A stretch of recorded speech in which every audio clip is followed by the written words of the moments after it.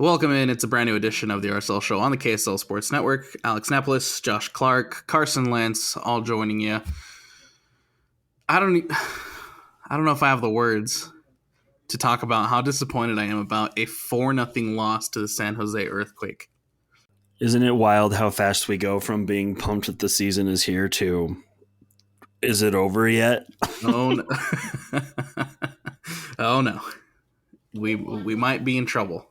We might be. I know I have a 10-game rule, but nothing less than a nightmare start for RSL and for its fans. 100%. That's probably the absolute worst case scenario, the absolute worst thing you possibly could have asked for. Josh, we might have to lower that rule to maybe like 5 games instead of 10. Until we're 2 in. It's not looking good, man. we might not score a goal until the 10th game. Oh, my gosh. Before we jump into Real Salt Lake, let's talk about some other fun things, right? Like MLS is back, and there was a lot of good soccer yesterday. I don't know if you guys caught any of the other action that was going on yesterday, but there was some good, fun games. Columbus beating Chicago 4-2, Atlanta in that 3-2 win against Montreal. MLS is back. It's fun to watch, even if Real Salt Lake did lose 4-0. It's wild how everyone else scored goals. Yeah. Even Chicago. Even Chicago's scoring goals, man. Colorado didn't, though, so... That's a plus. True. That's a good thing. They got a point. We got 0. And our goal differential just, started off with a -4 handicap, so that's great. Yeah, it's not a good start. Not a good start. But just to talk about, again, results going on around the league. LAFC 1-0 over Minnesota. Atlanta 3-2 over Montreal. Columbus 4-2 over Chicago. DC United 2-2 draw against Toronto. Cincinnati with a 1-0 win over the New York Red Bulls.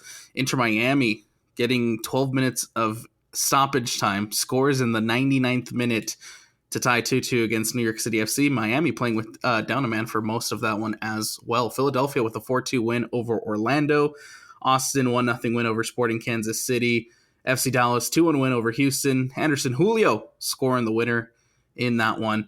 Nashville 0-0 against New England. St. Louis 0-0 against Colorado. San Jose beats Real Salt Lake 4-0. And then the Seattle Sounders have a 2-1 advantage heading into the 90th minute.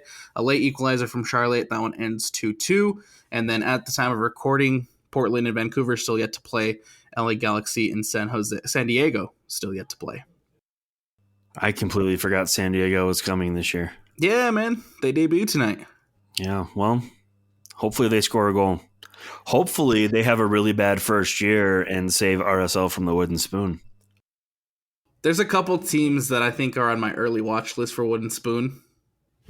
Real Salt Lake is unfortunately on that list. See, I'm not going there quite yet because as bad as the result was, I'm not trying to be overly positive, right? Because there's really not a lot to be positive about. But there were a lot of bright things, right? The midfield looked good. There were times of fairly dominant possession. Not a lot of it, but times. There were flashes. And I think we do have to realize that was a rotated squad already, right? Wednesday, Saturday, Wednesday. So there's a little bit of that in there. Yeah. I'm not making myself feel a lot better, but the biggest thing I think and our biggest, downfall of this game was we didn't play our style and press. We did just not. Like we did against Herediano, and we're not good when we sit back, right? We cannot do it, right? Defensively, we're not stout enough for some reason. We should be. The pieces are there. But yeah, we're not a team built to just sit back and absorb. Is it bad to say that I felt like we played better versus San Jose than we did on Wednesday? I mean, considering the scoreline, yes. Yeah. I felt like we played a lot better attacking style football versus San Jose than we did versus Herediano. And I don't necessarily disagree. I just think that I'm a little concerned. Talking about that, I'm a little concerned for what's going to come on Wednesday now. The difference between the San Jose game and Herediano is Paulo Ruiz and Diogo. That's the difference. Dude, Pablo Ruiz looked so good versus San Jose. He did, but I feel like there were also times he was quite selfish. Oh, yeah, for sure. But he looks far more dangerous than Diogo. Yeah, and he does. And guess what? He's been out for like almost 2 years. It's just crazy to me, dude. I just don't feel like I'm not going to bash on RSL too much. I just feel like San Jose was that good. I don't think they were. I don't think they were. You don't think they were? I don't. Or do you think we were that bad? I think San Jose figured out where we were weak and exposed us, but I don't think they're that good. Right? They obviously attacked Javane Brown, and they obviously figured out that we can't track runners, period, whether it be on a set piece or a counter. Justin Glad? Nelson Palacio? Yeah, none of them. Javane Brown? Terrible. Philip Quinton? Like, there were some howlers, really. Like, those goals were fairly easily conceded by RSL. Yeah. I'm more concerned about that right now than us scoring, even though that's a huge concern. Well, it didn't help that Glad and Quinton didn't look connected at all the whole night. But how can they be? They've had no minutes together, right? Yeah. We had an entirely different center back pairing than we did last Wednesday. It's not that we switched one out, which is interesting. I feel like you would at least keep one of those guys that played on Wednesday in the lineup rather than getting rid of both. Yeah, you'd think the squad rotation, while I get it, kind of questionable for me. Yeah. Just in where it was decided, right?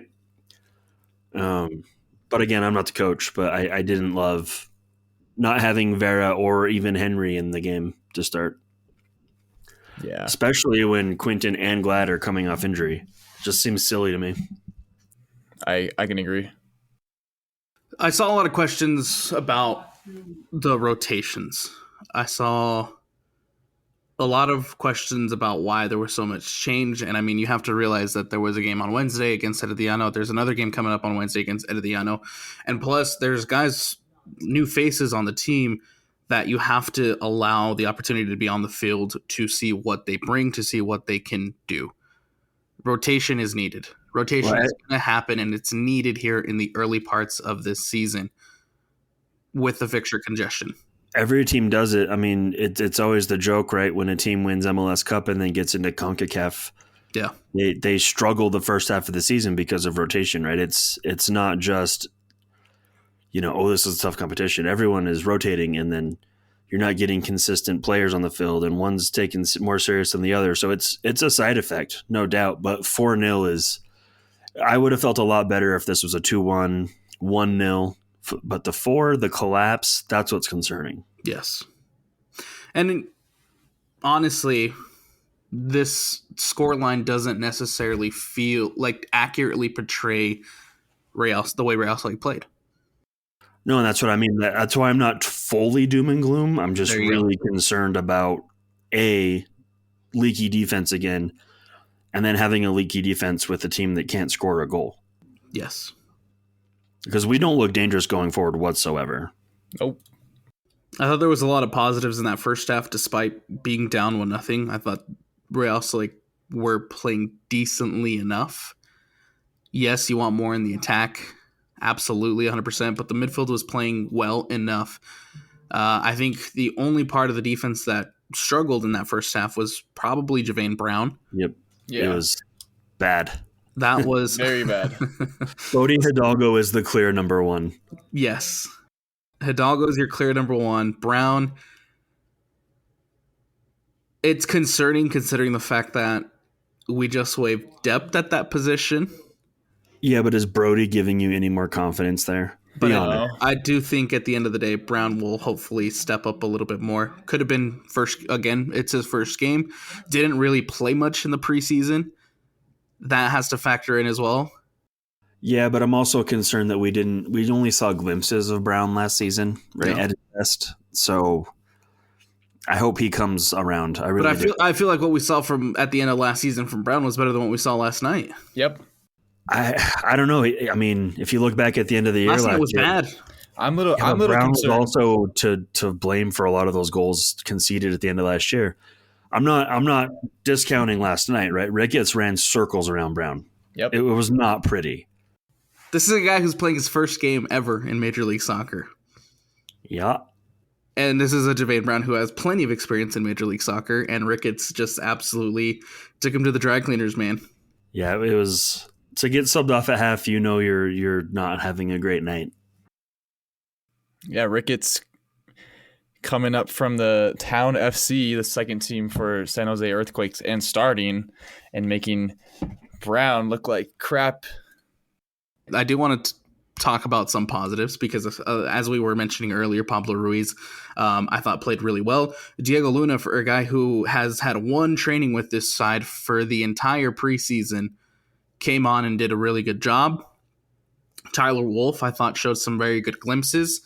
Nelson Palacio did decently enough. Philip Quinton also did decently enough. Alex Catranis, Alex Catranis, man, has been taking a beating these last couple of games. But he's so good. He's so good. But he is so good. And we need a guy to cover him. Junko is not it right now.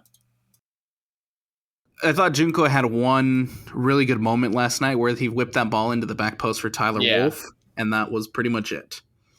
But we still have to be concerned with our outside back depth. Yes. It's not looking good so far. I also find it concerning that, you make changes in the 57th minute, you're down 1-0. One, you bring in defensive subs when you're down 1-0, right? You bring in Brian Vera and Sam Junko. Junko's a little bit more of a, Catranis had to be subbed off because he was hurt. But you do bring in two different defenders, and then immediately following your substitutions, we see a collapse. Right. We threw off any rhythm we had. Bringing Vera on, I don't know if... Who did he come on for, Quinton? He came out for Quinton. I don't know if he picked up a knock, but that totally, dislodged any kind of rhythm that the defense had going. And it was just a slippery slope from there. That was like a huge turning point in the game for me, right? It just got ugly. Defensive mistakes absolutely bit Real Salt Lake this game. That first goal, just poor marking on the defensive side of the ball. Ricketts was obviously Brown's guy and let him run into the box completely unmarked. He had no idea he was there. He had no idea who was there. How many times have we seen that from Brown already? Yes. That's concern. The third goal, an absolute whiff from Justin Glad, and that is concerning. Yep. We have not seen All-Star Glad since he got hurt last season before the All-Star game. I'm telling you, I would have been so pumped if we brought in a DP center back and he was no longer the number one. It's time to have conversations about Justin Glad. It's been time. He looks so lost in the field, and it just hurt to watch. Like, just watching that ball, watching him time that ball in the air terribly, and just that's a rookie. It's a rookie mistake. How old is Glad? Like 26. A guy who's been playing, you're starting center back for the better part of 20 years now. It feels like, and he should not be making mistakes like that. Especially in the first game of the season after all the preseason games they played and time off and just get your mind right. And it feels like we're just back to level one, square one. Like we expect, yeah. It felt very much like a preseason performance. Yeah. Honestly. You're not wrong. I was looking out there. I remember watching parts of that first half and seeing some of the creative play going forward, and seeing some of these guys trying to defend Joseph Martinez and Chicho Arango. It seemed very much like these guys were still in a preseason mentality. And that's obviously not good for your first game heading into Major League Soccer. And honestly, same thing can be said about Wednesday's game against Herediano. seems like there's no fire in that locker room to win right now, besides from like 1 to 3 guys. It just feels like there's no trust in each other. Yeah, which Right, that's the gonna defense happen. Yeah, The defense doesn't trust that the offense is going to keep us in games, and the offense doesn't trust that the defense isn't going to keep us in games, or is going to keep us in games. So I don't know, man. It's, again, I'm really trying to not freak out, right? who's even our captain right Game now? one. It was Glad yesterday. But do we have like a set stone captain right now? No, it sounds like it's going to be bouncing between Glad and Ellie and Cabral. So whoever decides to take and hold those reins. Captain by committee. Yep. Was there anything we liked? I liked Luna last night. Yeah. He was lively. I liked our midfield combos. Ruiz was lively. Tyler Wolf was lively. Not dangerous enough, but lively. Catranis was awesome. He had an incredible chance off a deflected, free kick off the wall. That would have been a sick goal. Cabral actually had some pretty impressive saves. I don't think any of those goals can be pointed at him. He kept us in the game for a minute there. And kind of hot take, I think some of those saves Cabral made, McMath concedes. So I could yes. that. Yes, Cabral has been a positive, man, and like I mentioned, Luna, who's only had one training session this entire preseason with Real Salt Lake, has come in and did a pretty good job.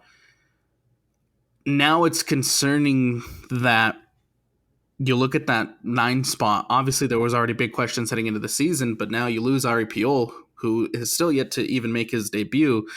But now he's out with a hamstring injury, and Pablo Mastroeni's exact words on the injury after the post game were, when asked when he will be back, is your guess is as good as mine. You have one striker on this roster. Where's Barrera? Like, are we gonna see Barrera at all? Like, I know we have other strikers, but where are they at? Like, I'm tired of seeing this. He is an option, but he won't be available until everything is cleared visa-wise, paperwork-wise, and that probably won't be until the month of March. But I do believe he will be a very bright spot in our gloom mood. Yes. We just need a second striker on the team. We can't just be letting while Piola's out, while he's injured, we don't know how long he's going to be out. We just need someone who's giving Forrester some competition, because we can't let him be comfortable with not scoring goals every game, but still getting playing time. We also need to find someone, since we lost Anderson Julio, to do Anderson Julio things that we saw him do last night for FC Dallas, right? Yeah. I know Elias Manuel is supposed to be that guy. It's unfortunate for us, but we've got to be trying to find that right now. I'm hoping that's the kind of DP we're bringing in. Someone that can stretch the field, get in behind. Because right now our biggest threat in behind is probably Marksuk, right? Yeah. I don't know. Again, not doom and gloom. I'm hoping we score a goal and everything, floodgates open, but it's really hard. That was a really hard game to watch. I think, yeah. Yeah. We just need, I feel like Diego Luna is probably going to he just looks like he's gotten even better over the offseason, and I think once he flips, he's already kind of flipped that switch, but once he gets scoring and assisting, I don't think he's going to stop. Yeah, we're going to need more than that, though. Yeah. Yes, at the end of the day, you're going to need more than that. You're going to need Dominic to step up. You're going to need Diogo to step up. You're going to need your defense to keep you in games. Well, Diogo's letting Pablo Ruiz, who's been out for freaking forever, have one better game than Diogo's played his whole career at RSL. That's not good. Pablo Ruiz has been hurt. He hasn't been playing, and then he comes in for San Jose, starts, and looks just brought a bright spark to the team that we haven't seen from Diogo at all. Do we need to officially put Diogo on he's a bust watch? Yeah. Let's just do it anyways, just to make things interesting. He came into the game and completely forgot he was on the field. Maybe he needs to shave his mustache. completely forgot he was even out there. I mean, and that was our striker at the time. He did nothing to impact the game. And honestly, man, after that fourth goal went in, just the wind was completely taken out of the sails. I'm trying to find positives out of that last 20 or so minutes, but there's just not much you can really take away. You're down 4-0. The wind's completely out of the sails. I guess there was a couple of moments where Luna and company were pushing forward, but at the end of the day, you never felt like we were going to. No, they never felt threatening. They never felt threatening, and that's an issue. That's an issue that needs to be resolved very, very quickly. And look, after in the post-game press conference, right, Pablo Mastroeni is never going to come out and say it directly, but he said he felt good about our attacking chances. Okay, I could see where he's coming from with with Luna, Wolf, and Veriz, but Forrester wasn't. Forrester had 14 touches on the ball last night. Yeah, and listen to this stat too. 0-8 in duels in the air. And he's our big target man. Yeah, this is what I noticed though, because from him, every time a ball was up in the air and it was a 1v1 battle, he was getting bodied off the ball every time by a center back on San Jose. He wasn't challenged. Like, he tries to hold up the ball, but he just does not have the aggression and strength to hold up the ball. I think he has the strength. He just hasn't applied it. Yeah. The potential's there, but he was looking like a rookie out there last night. I do like him going after Chicho in that first half, though. I thought that was. I loved everyone going after Chicho. Glad was not having Chicho, man. I did enjoy that. Let him know. Yeah, let him know. Vera got after him the second he got in too. Yeah, I do like the fact that when Vera got subbed in, there was that little smile at each other and then the little dap up and, exchanging the pleasantries. But as soon as that whistle went out, it was over. It was over. And so I did enjoy Glad and Ojeda and a couple others and Forrester getting getting a hit on Chicho. I just remember Chicho going are you stupid? Like he was looking at it, he's like, are you stupid?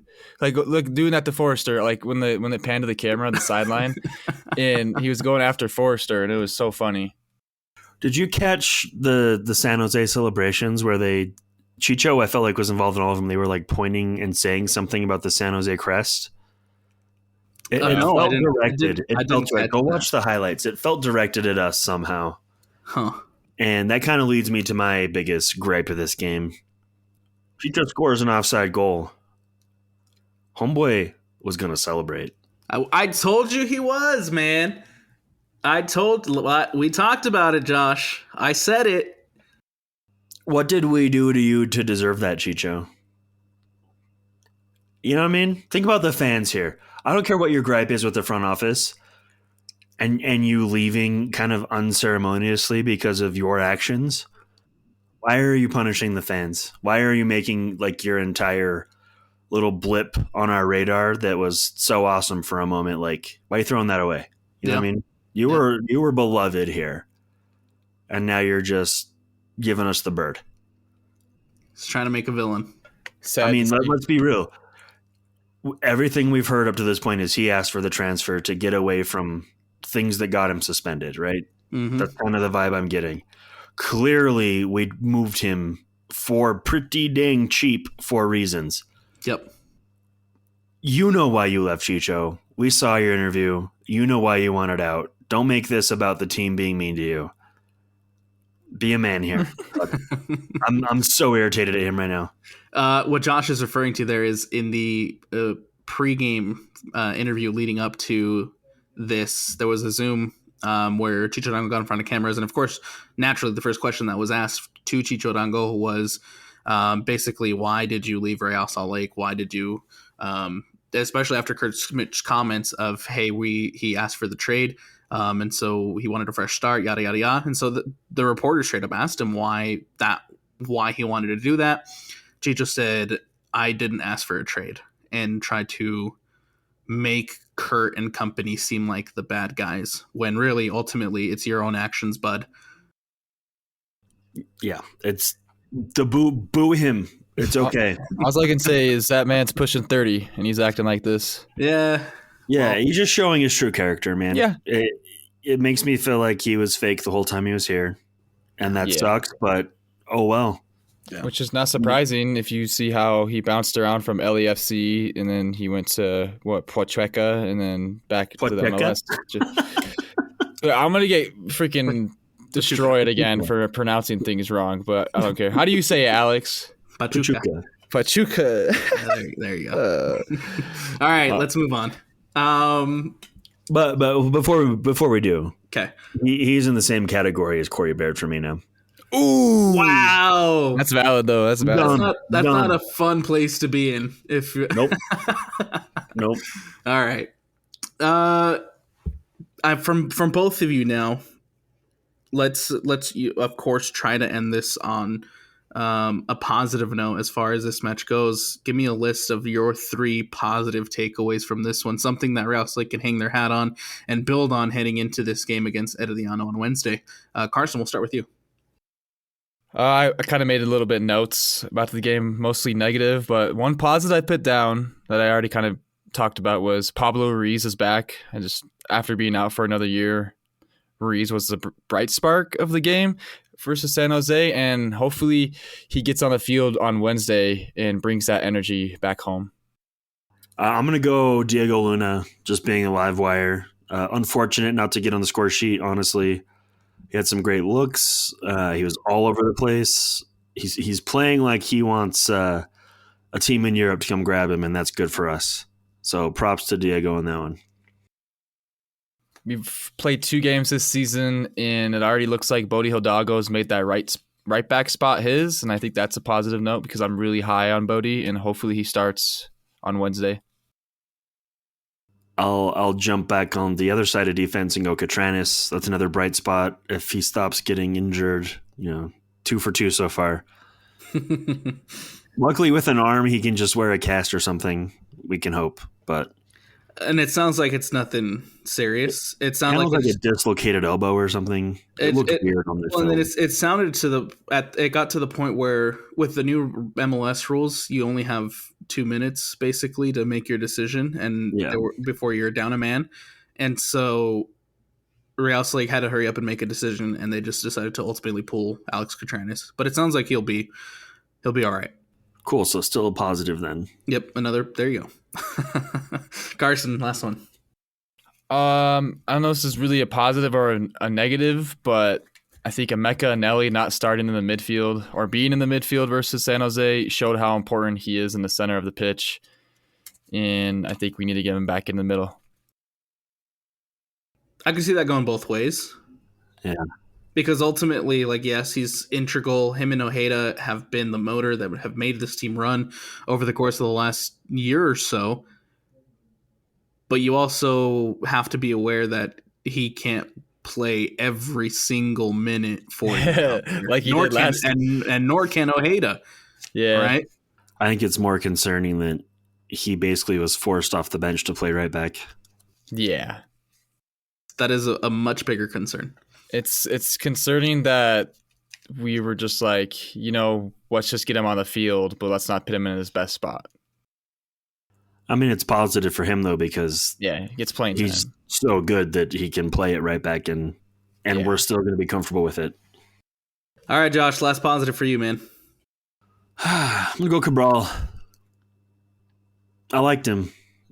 I know a 4-0 scoreline doesn't make you think, your goaltender had a good game, but I liked what I saw from him.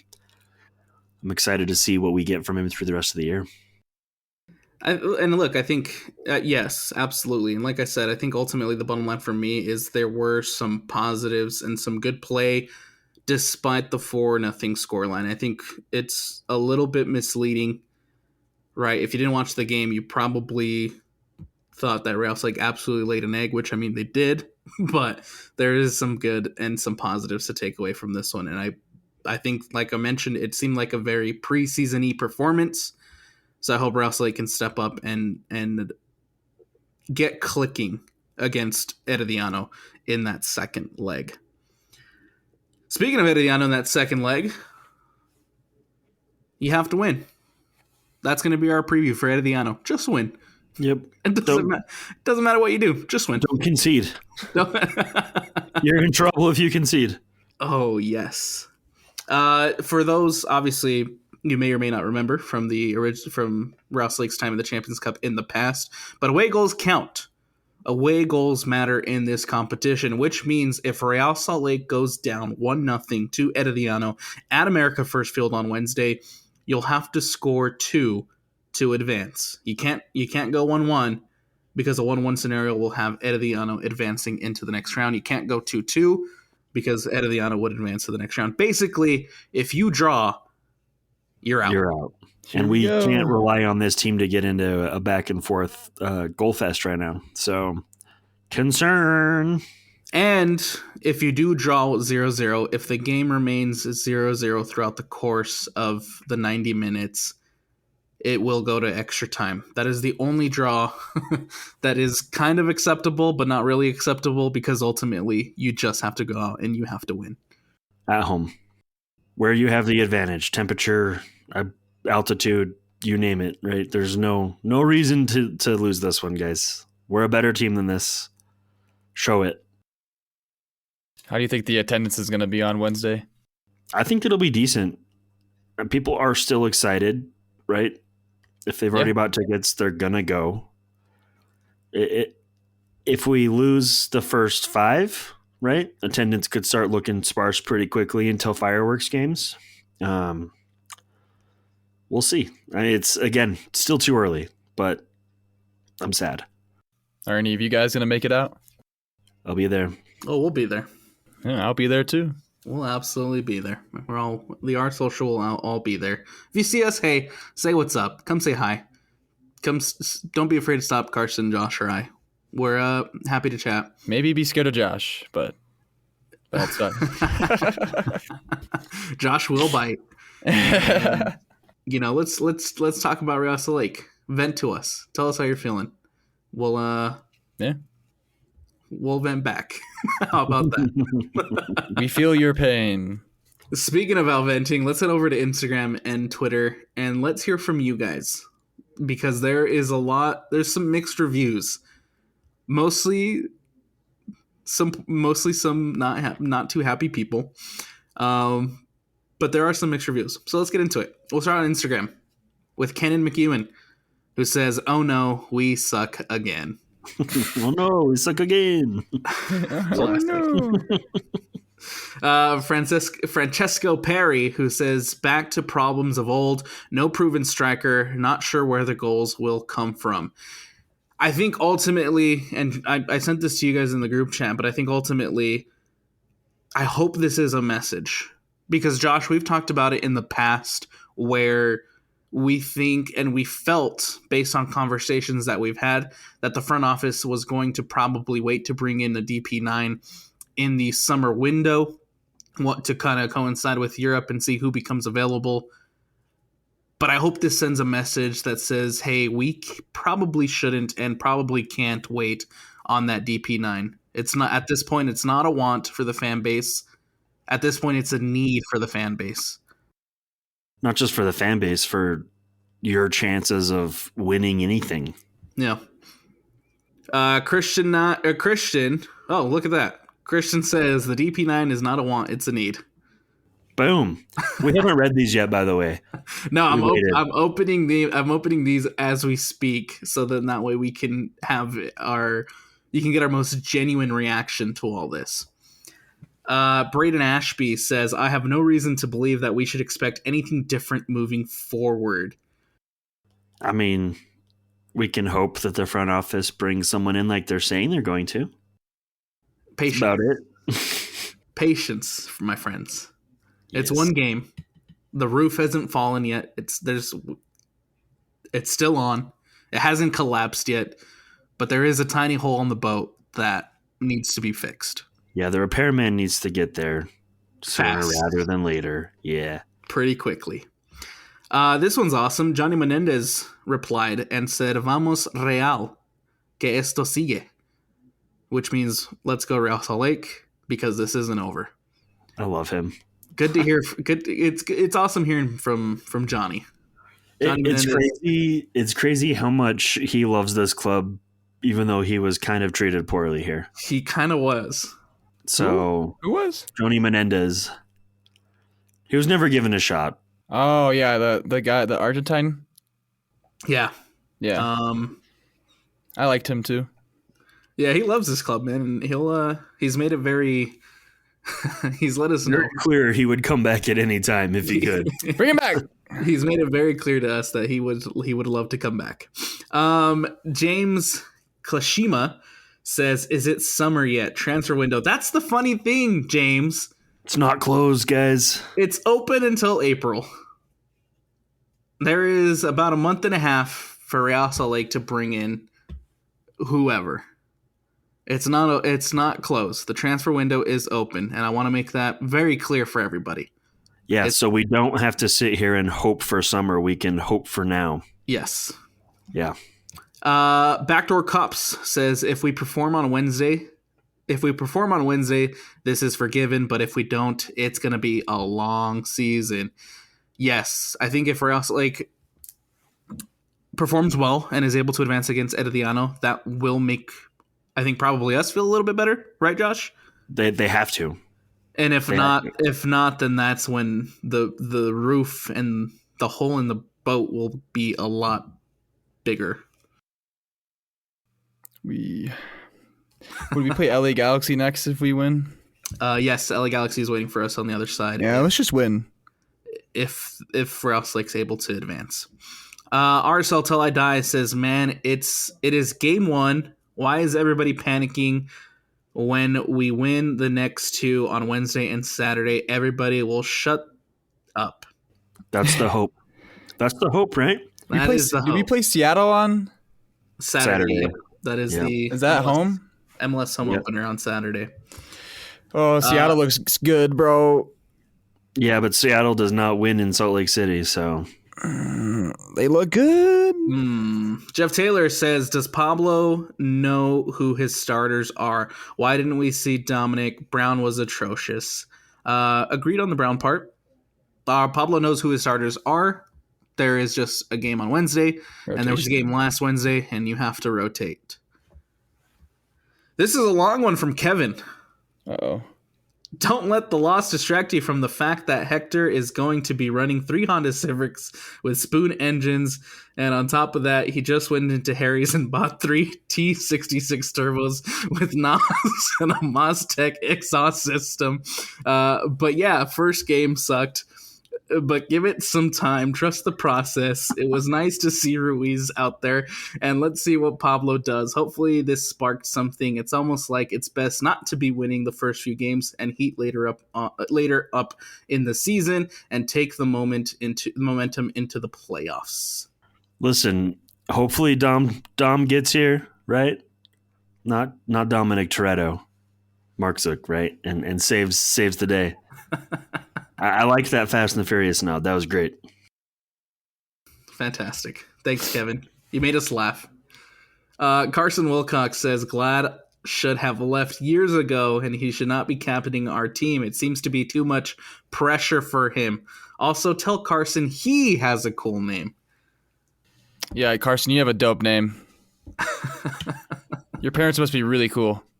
Look, we talked a little bit about Justin Glad earlier, but Justin's struggling. He's been in a slump for a minute now, and he needs to quickly get out of it. I also don't think he wants to be captain. I don't think he wants to be captain either, because he's running away. It's a conversation we've had in the past too. When that armband is on, there seems to be added pressure to Justin Glad. Mm-hmm. He doesn't seem to enjoy it. So maybe let's be done there. Yeah, he's not captain material. I think the only reason we're making him captain is because he's been around the longest. Yeah. And just hoping maybe he's a leader, but I don't think so. At this point, if Justin Glad was a captain, he wouldn't have gone back and forth at being captain for the last 3 years as much as he has. It would be his. Yeah. Yeah. Brighton Oakley says, if the club is ever going to make a statement signing, the time is now. Yeah. More. I think, yeah. What's a statement signing, though? What's the statement signing to you, Josh? So what kind of? Okay, so we're looking for a DP striker, right? Sure. What if we bring in a young guy that's unproven but has, immense potential for 12 million? Is that a statement signing, or are people wanting a name? What's going to please people?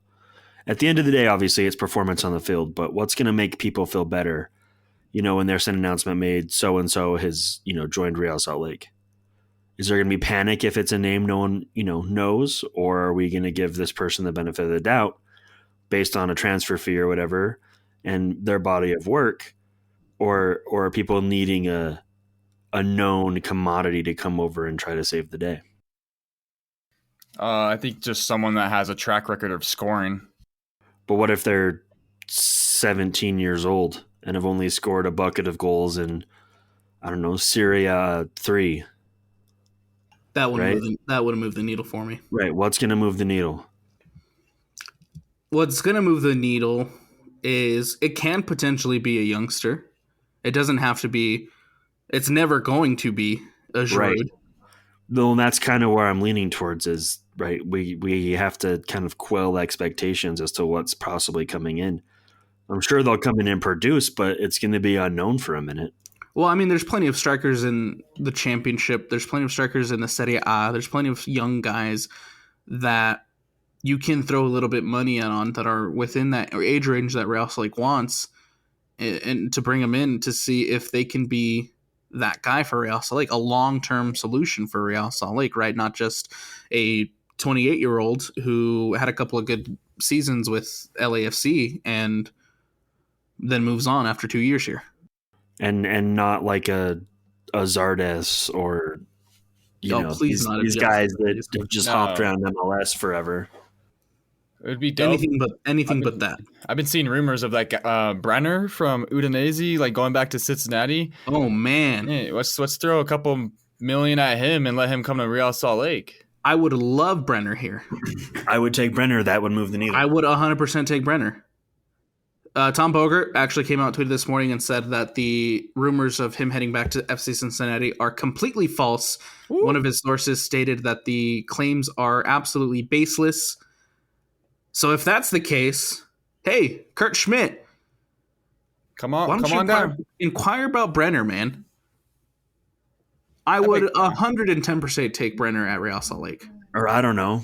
Let's just go grab up the third striker at Crystal Palace and take him on loan for a minute. Anything. Yeah. Jamie Vardy, hey. Honestly, definitely not Vardy. I wouldn't be that mad at it though. No, like a short-term would be solution. So fun, dude. That's a short-term solution. Vardy really and Vera on the same team. Bro. I think Vardy would be a very good locker room guy. I don't know if he would be a very good goal scorer guy. Hey, come retire in Salt Lake. He has one sprint left in him. As a guy who avidly watches Leicester City week in and week out, just give him 3 Red Bulls. He has probably 2 good sprints in him before he's completely winded and disappears from the game.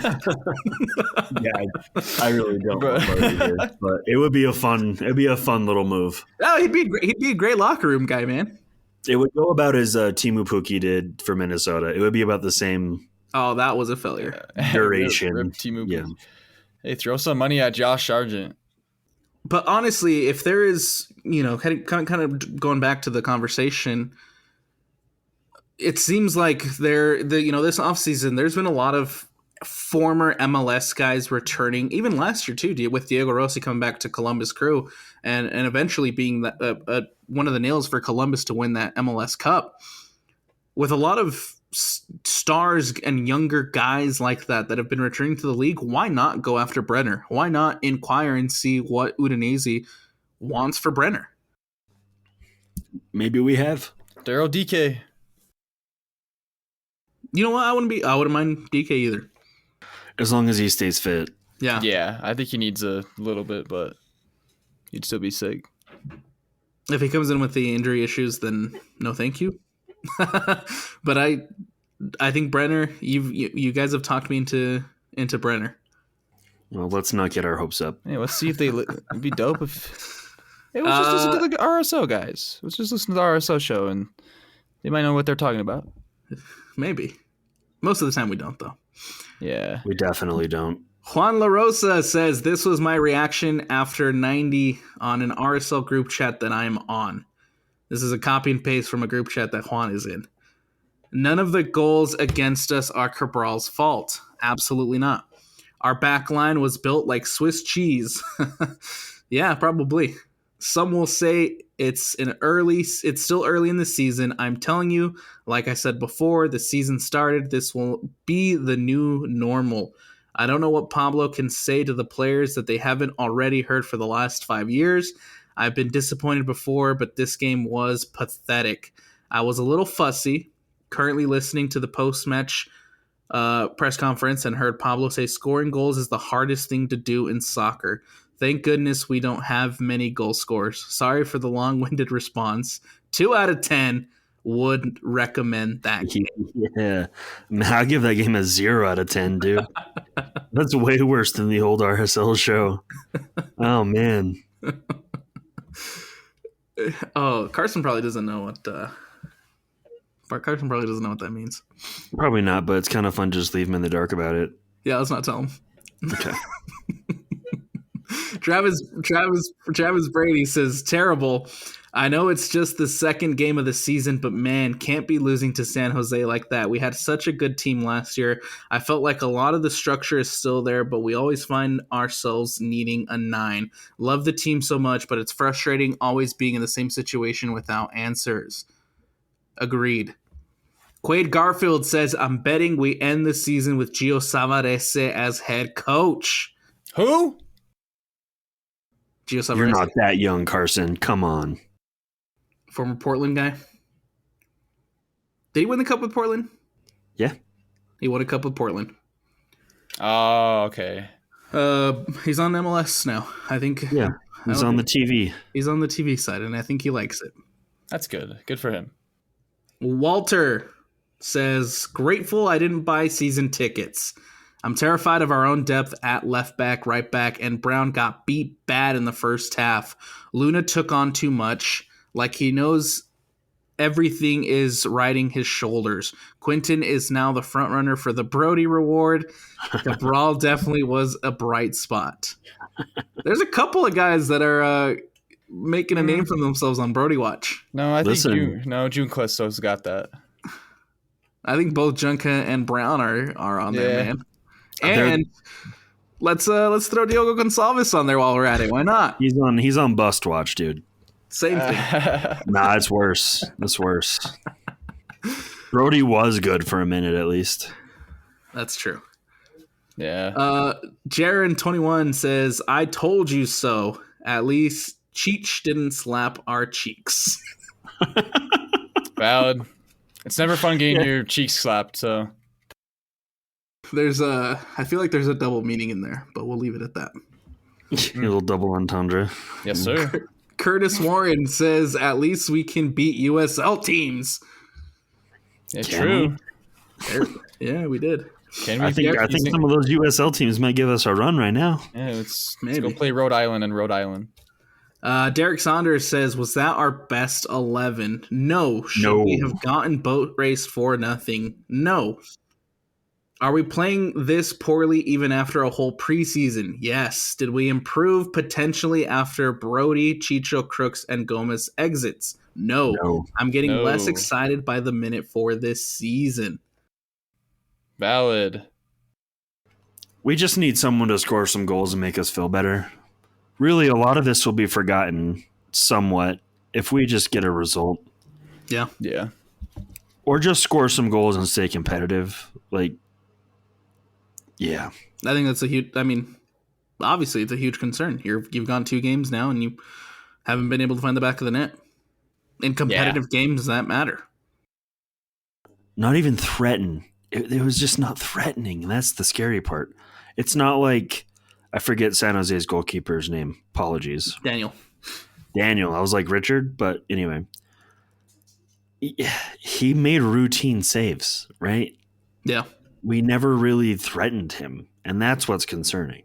I think the biggest save that he made all night was the volley from Catranis Yeah. at the end of the half. And that, like, it was a sick volley by Catranis, but, like, it was at the goalkeeper, right? Yep. So It was coming with a lot of fire. But that was pretty much about it. Yeah. Dave Trex says, everyone that got transferred out made us lose our identity. That's kind of true. Yeah. Valid. Paul says, where are the goals going to come from? A DP9 that is yet to show up. Mark Hymas says, Quinton was solid, a lot to be impressed with, but we crapped the bed there in the end. Yes, total collapse. Just a total defensive collapse from Real Salt Lake after that second goal. Gave up. Dan Cross says, it's a long season and it takes time for new signings to learn to play together, but I fear we're going to be longing for a goal scorer. Yes, Dan. It's a place we're all too comfortable with being. Ivan Hernandez says, I'll say it again, RSL is incapable of winning an MLS Cup for a good while. Small market equals no trophies. Gabe Lotz says, I'm not usually a doomsday fan where any big loss sends me into a panic about a team, but this season, after the offseason we just had, it feels like it's going to be long and exhausting. This is Gabe saying this. Gabe is always positive. He's always been positive. Yes, he is. But he has a point, right? There was never anything, this offseason to make you feel good. No. There's some cool signings, sure, but nothing that's like, all right, we'll be good. We'll be all right. None of that. And I think that's mixed with the result. It just makes you not feel great about what's to come for the next 8 months. Yeah.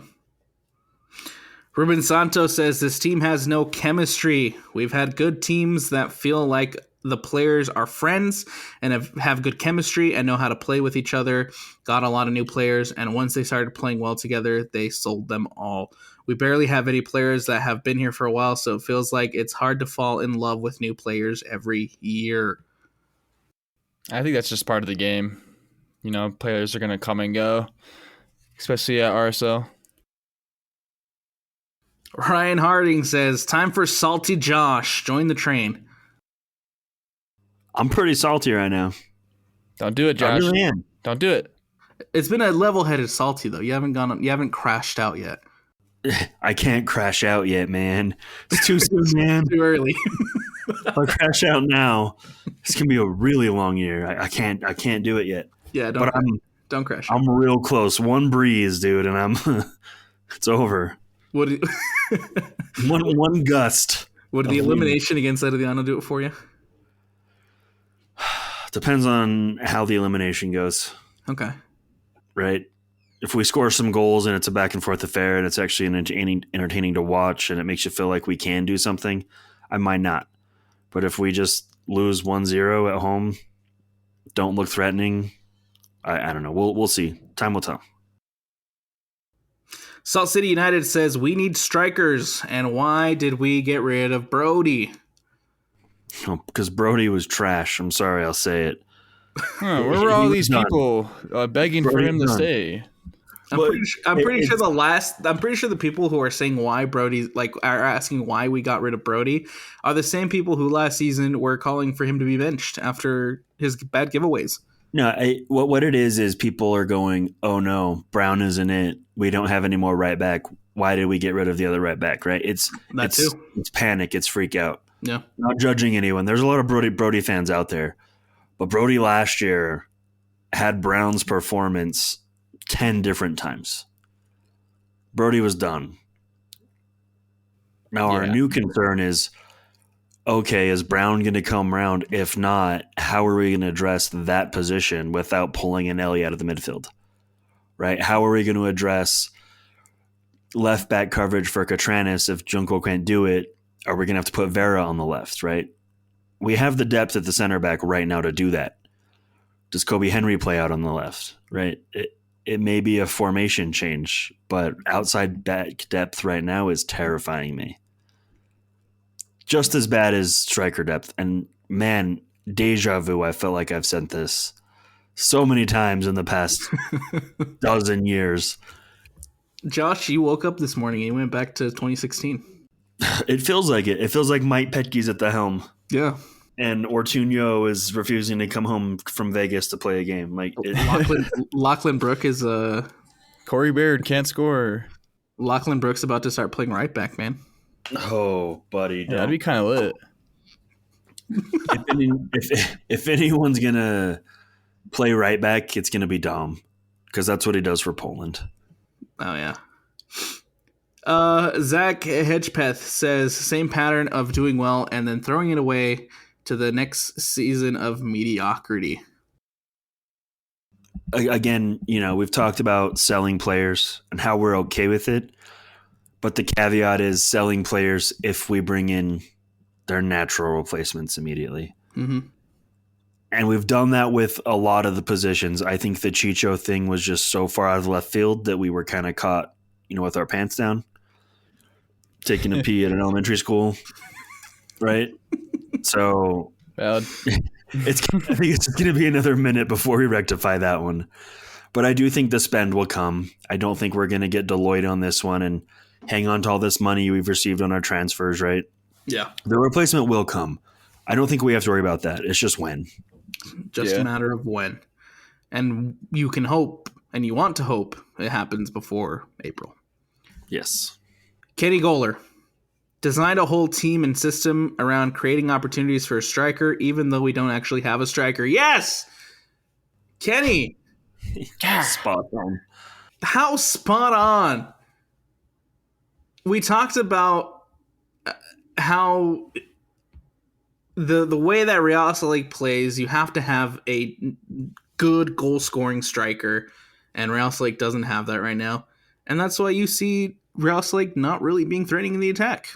Well, and if you're just going to have a hold-up striker like Ajago, right, that should be using his physicality and strength to hold up that ball and kind of disperse it to your, attacking players running on, we're missing that as well, right? Yeah. He's kind of on an island anytime he gets that ball, and our runs to support are so late, and that's a problem with the tactic right now. Alexander Colton says everyone is all doom and gloom about this team. Not a great start, but we have an amazing midfield. It did feel like we are trying to shove all of our attacking midfielders in to compensate for the lack of striker talent. Yes, Diogo's not a 9. Yeah, but never want to see clearly that's not going to work either, right? Do we look to the Monarchs right now to have someone come off the bench until Puel's healthy? Like Axel Key. That needs to be I don't know, man. Yeah, is he even playing for the Monarchs? No. But let us not forget, Barea will be available shortly. We hope. And I think he's going to make a big difference in the attack. I really do. He looks so good this preseason. He does. Then, if we can get in a short-term loan for Matthew Bell to just try to find some options, let's do that. Man, you guys, so this is dating. Depth is needed right now, man. It is, but it's throwing me back to... Ajago played 90 minutes in Costa Rica and went a full 90 again against... Wait, no, did he get subbed off? I can't remember. No, he went a full 90. He got subbed off both games. Either way. I don't remember what year this was, but there was a stretch over the summer that we had Gene Alexander, a backup central defensive midfielder, and Luis Gil playing striker. Sounds like, was that 13? Probably. No, was it 12? Might have been 12. 12, 13, 14, around that area. But the kicker was, the striker relief that came in until we got healthy again was Artur Argasian, who was Yura's cousin and just as bad. And that, that's one of my worst RSL memories is that summer. We're not quite there. So Is Luis Gil still playing? Who knows? Probably in the USL. Let's bring him back. No. Kai Absolutely not. Kai Philip Coombs says watching Julio score in his first game against FC Dallas was the nail in my coffin. Yeah. It hurt. That one hurt to lose. I'm still sad about it. Luis Gil plays for Spokane Velocity in USL League One. Never mind. 31 years old. Never mind. Let's not bring him back.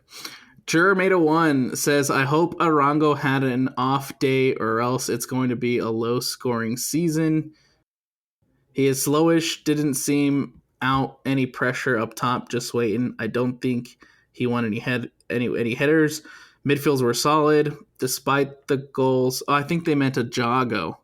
Yeah. Okay. They meant a Jago. Midfields were solid. Despite the goals, our defense was a lot better than I expected. Our new keeper, Cabral, can dive, but oh man, he takes a second too long to release the ball from his feet. Luna, Ojeda, Wolf, Ruiz, Anelli, all fire. All that to say we need scorers. Yeah. Cabral, he does sit on the ball a little longer, but he also has the talent to do so. It probably will burn us once or twice this year, but he reminds me of Nick a little bit with his feet, where he can take that time and draw players in. So that's true. Yeah, it's a good comparison. A couple more here. We'll go Kimberly, who says "Geez," just "Geez." I like it. Jared Lydiard says, pretty frustrated about our prospects this year. I'm a first-time season ticket holder, and I'm frustrated that we never added another starting striker defender, another starting quality defender, or a starting quality striker. This isn't doom and gloom, it's just reality. We will struggle to remain competitive this year until we add some pieces. I'm still excited to cheer on Rouse Lake through each loss throughout this season, though. Yeah, absolutely. It's pretty good. And luckily, I really do believe the striker's coming. I'm happy with Kobe Henry, but I still wish we would have brought in along with him, a very high caliber center back, right? Yeah. But they have trust in Quinton, right? At least we're not on, having to deal with Eric Holt. I think he's better than Holt. Sorry, Holt. No offense. Just kidding. Yeah. So pieces were brought in, and pieces will be continued to be brought in, but you just wish they would have had him before now. And I think ultimately there's still a lot of pieces that are young and inexperienced, and they just need a little bit of time.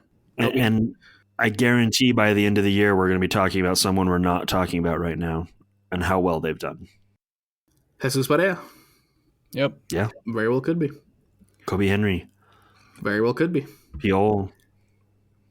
Who knows? I'm excited for Piol. So unfortunate, man. We haven't even had a chance to really see Piol and what he can do and what he brings, and now we have to wait to see him step on the field, man. Please keep your hamstrings the RSL way. Yeah. ZG says, we sure have depth, but can the depth do a job? Hard to say after we gutted the team of starters and have to depend on largely untested and unproven 2024 summer signings on a Champions Cup run rotation week against a team we struggle to beat on a new coach high. But let's not forget we struggled to beat San Jose last year. That is true, and they were terrible. They were the worst. They beat Rouse Lake at home. Yeah, I know. So there's that fun little nugget. Matt says 2 games, 0 goals. Not sure where they will come from. Could be a rough beginning to the season. Is already. Dog G says it's going to be a long season. I like Ruiz and Luna, but our fears after losing Gomez and Julio are now real. Someone's going to have to figure out how to score. Soledad 8 says there's no meaningful possession. Chances are slim to none, and the depth we have been promised isn't showing much on the offensive side of the ball. Sound off, Josh. He's right. I don't know what else to say. Soledad wants you to... Oh, he said sound off? Yeah, he did. I've been sounding off. He did, yes. Draper Ute says the roster is the least potent squad we've had since the club moved to Sandy. No other way to put it, there isn't enough talent. Diogo hasn't shown anything since arriving last year. Mark Zook either. No striker, poor defensive positioning. Playing for cups, huh? BS. Yeah, a little overreaction. Yeah, this roster is definitely not the worst we've had Yeah. since moving to Sandy. Ortuño, Johnny Steele.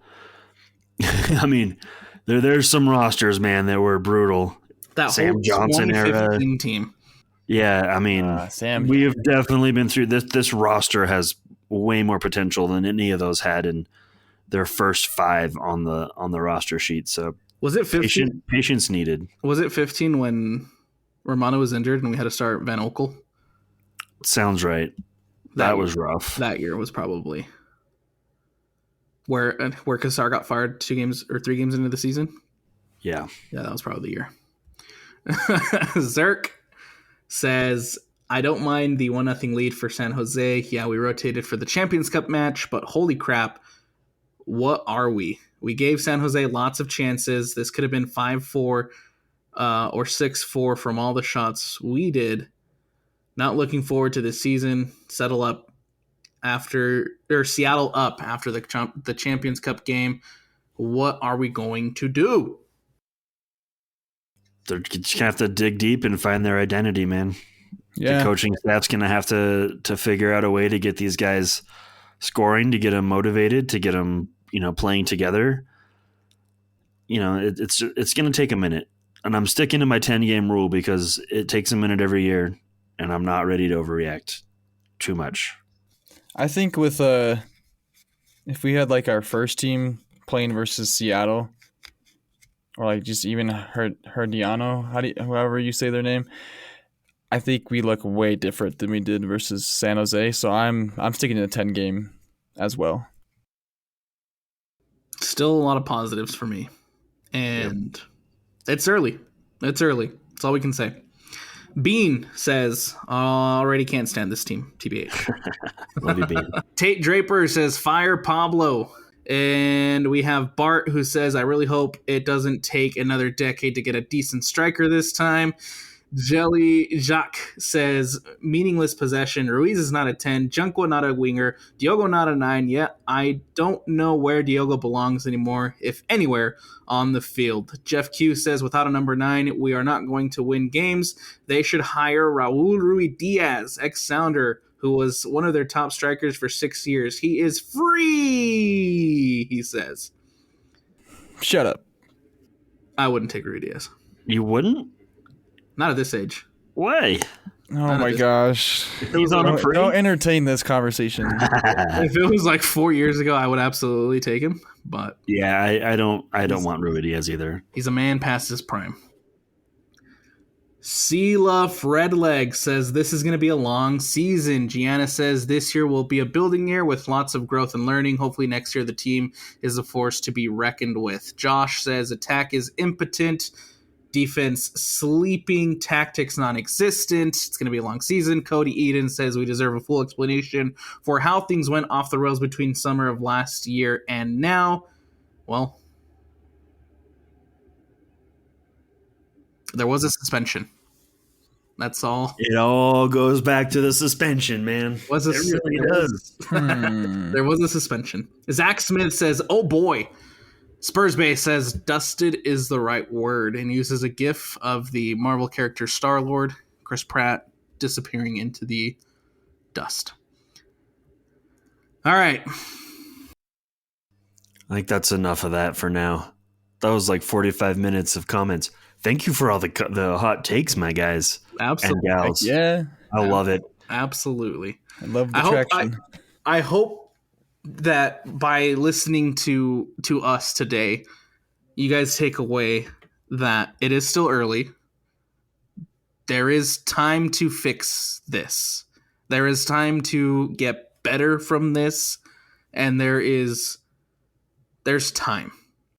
But we also don't disagree with the feelings.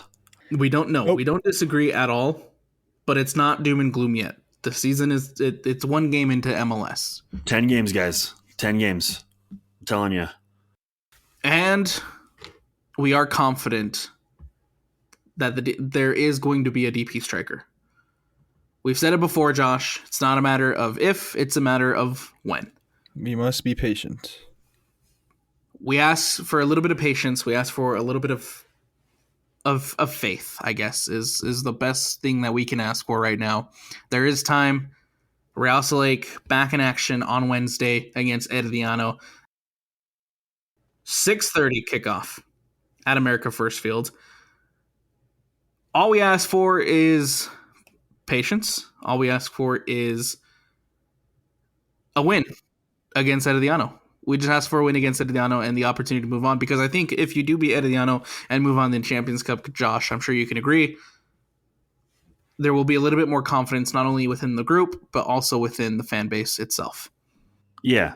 The confidence will be in the fan base for about half a second until we start talking about, oh, now we have to play the Galaxy, right? It's all going to come down to the fashion in which we win or lose that game. There's going to be a lot of full They need to make a moments. statement. They need to make a statement and win big for us to get a little bit of faith. All right, guys, anything else you want to throw out there? Anything else you want to say, put out into the universe before we wrap this one up? I think I'm okay. Just do some dang goals. See everyone Wednesday. I'm excited for the game. Should be a good one, hopefully. Home field advantage usually never disappoints. Yes. I know it's a Wednesday night. I know it's a school night, weeknight.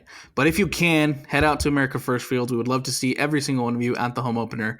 Again, Real Salt Lake taking on Herediano, 6:30 p.m. We'll be back later in the week to recap and react to that game, whether it's a win, whether it's a loss, whether Real Salt Lake advances or is eliminated from the Champions Cup. We'll be back later in the week also to preview Seattle Sounders heading into America First Field for Real Salt Lake's first MLS match at home on March 1st. And with that, we conclude today's episode of the RSL Show on the KSL Sports Network. Make sure to go follow, make sure to go like, make sure to go subscribe, make sure to go do what you have to do to follow the RSL Show on the KSL Sports Network for the best RSL content.